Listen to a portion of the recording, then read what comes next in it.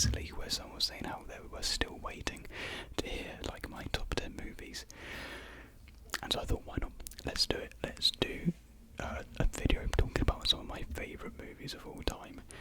Now, I want to preface that this is just my opinion. This is my list. This isn't your list. Your list will be completely different to mine, and that is, you know, that's actually probably great. You know, that's a great thing about cinema. Everyone can have their own favourite movies. So just because maybe one of your favourite movies isn't on here, that's alright. There's like, it's okay.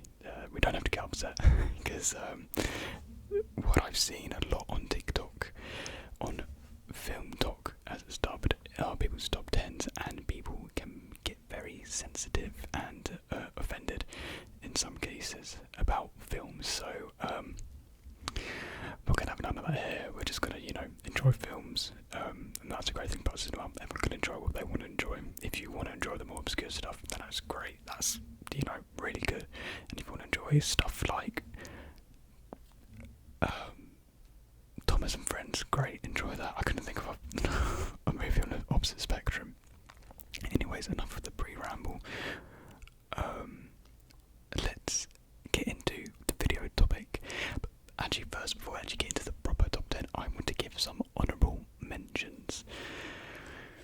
And again, before we probably get into it, I have probably missed off some movies. So I probably can't even tell you if this is my definite list. It probably isn't my definite finalised list, just because there's so many movies out there, and I haven't really kept track before of my favourite movies, only like a handful. So if I miss any, then I probably have. But in terms of honourable mentions, I wanted to give Marriage Story an honourable mention. I saw this a couple of months ago with Bella, and I really, really did enjoy it. Really, really enjoyable. La La Land, I was tempted to put this in my top 10, but I already had a movie in there which I know I didn't want these two movies in the same top 10 list, and you understand why I want to get that movie. Hacksaw Ridge, brilliant war movie. Saw it at the cinema, and it was really did catch me off guard, because actually going into seeing Hacksaw Ridge, I didn't actually know much about it, and I didn't realise how gory it was going to be, but I enjoyed it thoroughly. I think I enjoyed it more because of that. The Suicide Squad, some of you may be confused, I'm talking about the new one, and I wanted to include at least one superhero movie on here, just because I do like superhero movies, and I think the Suicide Squad, like the most recent one, James Gunn's Suicide Squad, is fantastic. It really is. I've seen it twice in cinemas now, and I'll probably watch it as soon as it comes out. Actually, no, I think you can actually buy it. I think you can get it on like a Prime or something. Room, not The Room, just Room, featuring Brie Larson. Really do love that movie. Really is good. Isle of Dogs. You could also put Fantastic Mr. Fox here. I just prefer Isle of Dogs over Fantastic Mr. Fox, just slightly, ever so slightly. I love stop motion, I love animation, and with Wes Anderson's flares and fun in the movie, it's really fun just to watch, and a really appealing movie, as with all his movies are. Call Me By Your Name, just a beautiful romantic movie. It really is. It's just beautiful. It was the first movie I think Bella and I watched together, because Bella was like obsessed with the movie. I think she still kind of is, and she really wanted me to watch it, and really liked it. Really good. Snowpiercer is on here. One of the better action movies, away from superhero movies, of the 2010s. Really good action movie by Bong Joon-ho, and that will not be the last time we'll hear his name in this video. And my final honourable mention is 1917. I did want this in my top 10, but I've actually only seen it once, and I haven't seen it since. But I just remember being absolutely blown away in the cinema when I watched it, and the elements which really blew me away the most were the lighting and the sound. Of course, you had the cinematography, which was like to be expected, but elements of the film which I didn't expect to be good to say were the sound and the the lighting, especially in the ruin scene. The lighting in that is some of the best I've seen in cinema history. Really is good. Right, now on to the proper top 10 list, and these films aren't actually in any particular order, so I'm not going from 10 to 1, it's just my general top 10 favourite movies. So starting off the list, we have quite a fun movie, and I think some of you, which you may not originally think of, but once I say the movie, you'll be like, yeah, that is, a really good movie, and that is Ratatouille. I wanted to have at least one animated movie in my top 10 list because, animated movies have such an impact in all our lives, and so I think it's, good to appreciate what they've done for us. And my favourite out of them is Ratatouille. Second favourite is probably Wall-E. And Ratatouille isn't typically what you expect from Pixar. You expect these heart-wrenching, these really just in your feels, really gets you movies. Ones that you expect to cry when you watch a Pixar movie, but with Ratatouille, you don't really get that. You don't really cry. You don't really feel like you've been, emotionally grappled to. But what makes Ratatouille so good is its appreciation of art and expression. Because of course, Remy the rat wants to be a chef, and everyone's put him down, saying he can't do it. His life doesn't. His purpose in life isn't to make art. It isn't to cook. But he follows his dreams. He pursues. He pushes hard, and he teaches others as well. And I think it's just a great movie. Celebrating the arts, because yes, it's about cooking, but cooking is a form of art. And so you can relate Ratatouille to any aspect of art, really. And yeah, it's just a really beautiful movie. Really did it do still enjoy it. It's a movie that I always go back to, and especially now with Disney Plus. It was actually the first thing I watched on Disney Plus when it came out. And it's actually the first movie which I remember going to the cinema scene. It's like the first memory I have of going to the cinema is seeing Ratatouille. So yeah, Ratatouille. The next movie, again, I don't think a movie people would think of being in their top 10. And I don't think when I say it, people will still agree with me, but The Edge of 17. Just a coming-of-age movie done perfectly, really. You have a lot of coming-of-age movies, it's like its own genre at this point, but I think Edge of 17 just captures the essence of what that sort of movie should be. It blends well comedy with real life drama, and I think Hayley Steinfeld, I think I pronounced her name right, she does an excellent job in that movie, and I can't wait to see her in Hawkeye. But yeah, Edge of 17, it really is just my go-to movie, if my comfort movie, if you want to put it that way. It doesn't really excel in areas of cinema which you might associate with being in your top 10, like with cinematography or lighting, but there's something about this movie which, I don't know, it's not that I really extremely relate to it, but I don't know, it's really enjoyable, and I feel like a lot of people can relate to it, whatever age you are. It's not just solely a movie for teenagers. I think adults can get, great fun out of it as well. It's just, the story I think is what really drives the movie, and the acting, story and acting are top class. The next movie I have is The Grand Budapest Hotel.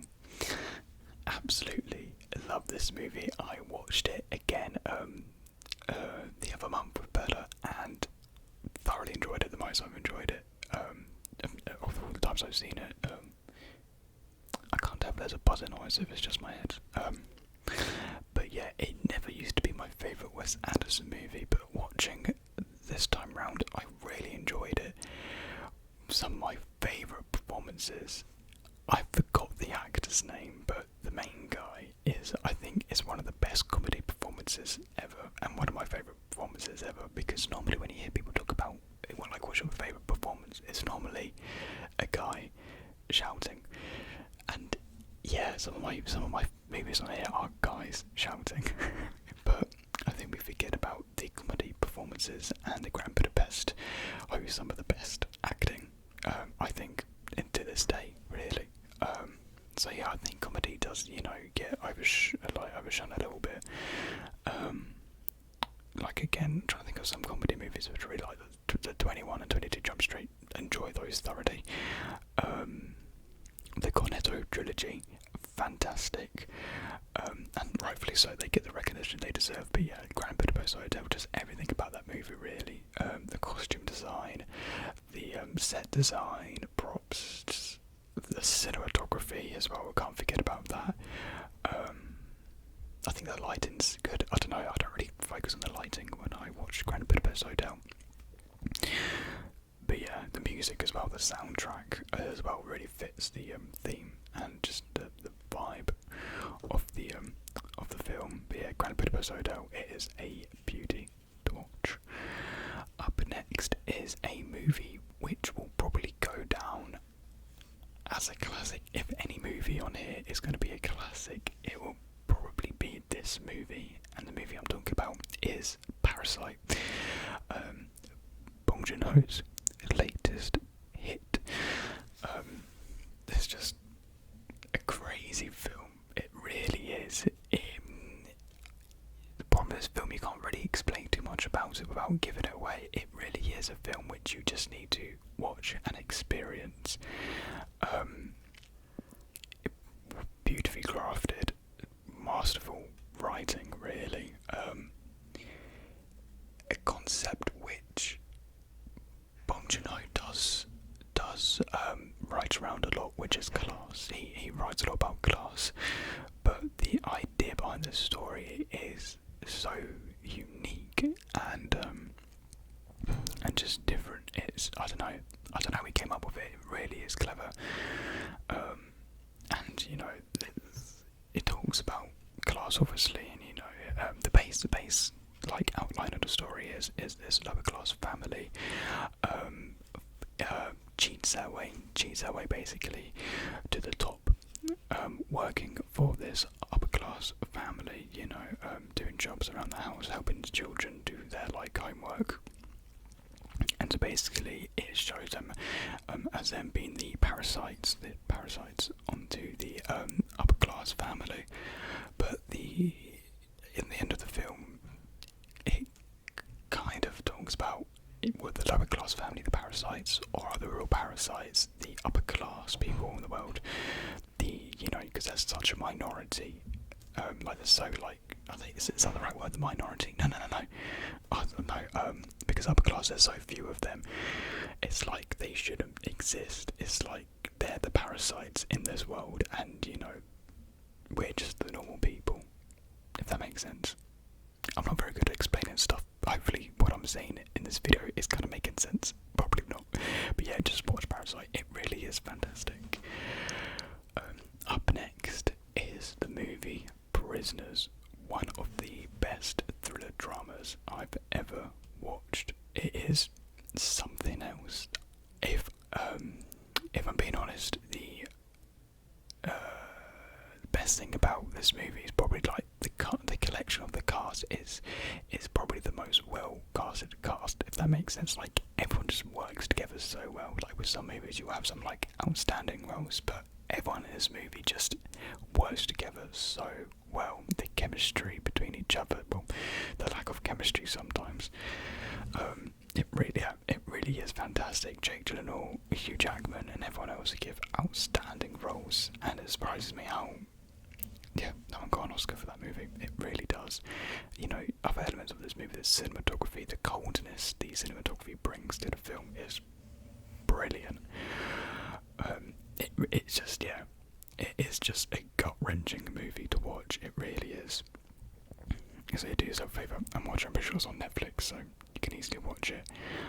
The next movie, if I'm going to recommend any movie to watch, which from what I say today, it will be this movie, and that movie is City of God. This movie is fantastic, and it's my favourite foreign language film. obviously foreign language film, and it's apologies about the movement. City of God is just something else. It really is. There's just so much depth to this film. There's just layers upon layers upon layers upon layers upon layers upon layers upon layers of detail and expert craftsmanship into this film. I studied it for film studies, and everything about this movie just comes together so beautifully. It really hones in on this documentary style, and it feels like you are watching this sort of crazy documentary. Of course, it's not a documentary, but it has those documentary type vibes, and it just makes the film altogether just feel more raw and real. And for a movie which is City of God, it works perfectly. It just makes all the characters feel more alive. It makes the city feel more alive. And yeah, it's just a raw movie which will just keep you entertained for, I think it's like over 2 hours. It's a long movie, but yeah, if I'm going to recommend any movie, please watch City of God. It is fantastic, and I really want to watch it again. I might watch it sometime soon. The next movie is a horror movie. I try, when I'm making up this list, I try to include different types of films, so like animated movies, like a teen movie, foreign language movies, and so I wanted a horror movie on here as well, and I picked Midsommar. This film is not rated for the faint of heart. It's not like gory, but a lot of people have said how it messed them up afterwards. It does take a toll on your head a little bit. If you don't know who made this movie, it's the same guy that made Hereditary. And if you've seen Hereditary and you didn't like it because of how just effed up it was, Midsommar is basically the same. the same is very messed up. But I just love this idea of setting a horror movie just in pure daylight, because typically horror movies are set in at night, and so to have it during the day with this pastel colour palette, it does throw you off, but yet it makes it that much creepier, because it kind of seems like this children's playbook that you're watching, and so it becomes a sort of uncanny feel where these elements of film shouldn't work together how they are to create this scared environment, but it does. And it's just something to watch. And Florence Pugh, is how you pronounce her name. Anyway, she gives one of my favourite performances ever. She is just perfect in this movie. So yeah, big props to her. Up next is a very popular movie, especially on Film Talk. And I hate Film Talk. I honestly hate Film Talk. Every time a Film Talk video comes up, I just can't stand it. I just can't. Because everyone's just so pretentious. Anyways, enough of that. Whiplash. Everyone kind of knows what Whiplash is. And that's why I didn't have La La Land in my top 10, because I have Whiplash, and I don't really want to have two films from the same director in my top 10, so that's why. And I think Whiplash is the better movie altogether. It's just about this guy who wants to be the greatest drummer in the world. That's pretty much it. And his teacher bullies him. J.K. Simmons gives the performance of a lifetime, basically, and yes, it's a white straight man shouting, but it works. It just works. It really does. I'm not going to talk too much about Whiplash, because I think a lot of people have seen it and a lot of people know how great it is. Really, it's just drama at its best. The next movie is Baby Driver. Just a fun film. Again, I guess another comfort movie, just because how much I enjoy just all of Edgar Wright's movies are just comfort movies, and again, that's why you don't see anything Cornetto trilogy on this list, just because Baby Driver's on the list. Again, one of the best action films of the 2010s, along with Snowpiercer, I would say. Baby Driver and Snowpiercer are on the same pedestal just because of how great they are. Again, everyone knows about the music syncing up into the actions. It's just such a satisfying movie to watch. Great action, great entertainment, brilliant acting. Minus, two controversial actors in it, but just forget about that stuff and just enjoy the movie. But don't forget about it in the long run though, just because, and finally, the last movie, which I can actually safely say is my all-time favourite movie, is Mad Max Fury Road. And some of you may be like, really? Mad Max? A car chase movie? Really? And yeah, it is. I remember watching the trailer for Mad Max Fury Road back when the trailer first came out, and I was like, this looks stupid. It's literally just a car chase. Why would you want to watch it? It's so stupid. And then one day I was like, it looks alright, it looks like fun, I'll give it a watch. And my god, what a movie it is. Just everything about this movie I think is top class. Like all elements of film, the cinematography, the sound, oh my god, the sound is so good. Even like the lighting, my god, the acting, the costume design, the set design, the props, everything, the maison scene, if you just want to put it as that. Just everything about this movie is so good, and it all bundles up in this action-packed thrill ride of a journey.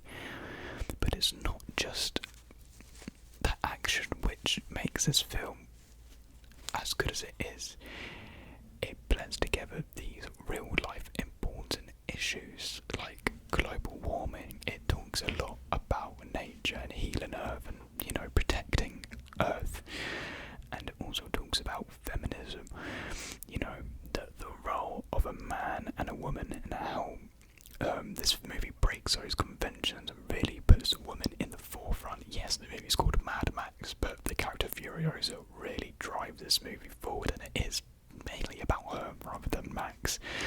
And I'm going to put this statement out there: Mad Max Fury Road is the best feminist movie out there. It really is. And you may be confused if you haven't seen that movie, but if you've seen the movie, you know what I mean. It really does draw in those feminist ideas and just portrays them perfectly. It really does.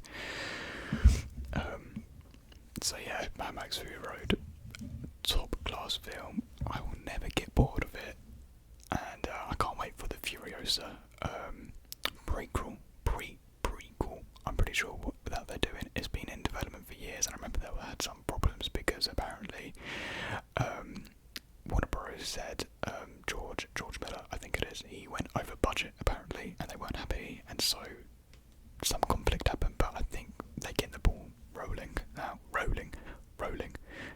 with the Furiosa film, which is going to be fantastic. I already know it is. It probably will be my top 10. So yeah, that's pretty much it. I do hope that you guys did enjoy this video. Very just rambly videos. If you enjoy me whispering, then I do hope this video was for you. And please let me know what your top 10 down is below. I would love to hear what your favourite movies are. It's great hearing, everyone's different opinions. As long as you don't become pretentious in sounding your opinions just because that just gets on my nerves. Just because I'm with film people a lot of time, because I do film production at uni, and the amount of pretentious people you have to work with is and just because I do film production, I'm not saying my opinion's any better than anyone else's. In fact, my film knowledge is very limited compared to a lot of other people. I'm not watching like Jean-Luc Godard or like all the French New Wave. I'm not watching a lot of Asian cinema. I should really.